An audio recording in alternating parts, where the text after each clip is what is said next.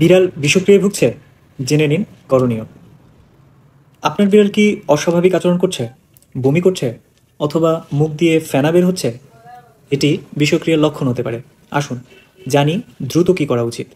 বিড়ালের বিষক্রিয়া হতে পারে মশার কয়েলের ছাই, ডিটারজেন্ট, চকলেট বা পোকামাকড়ের ওষুধ খাওয়ার ফলে।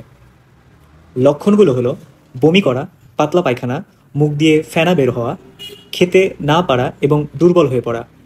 এইসব লক্ষণ দেখলে সময় নষ্ট না করে দ্রুত ব্যবস্থা নিন।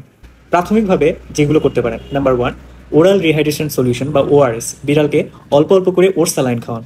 নাম্বার 2, ডাক্তারের পরামর্শ ছাড়া কোনো ঔষধ দিতে যাবেন না।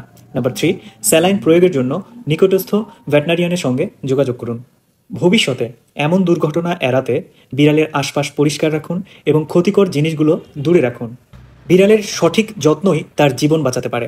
আপনার বিড়াল সুস্থ রাখতে আমাদের পরামর্শ নিন।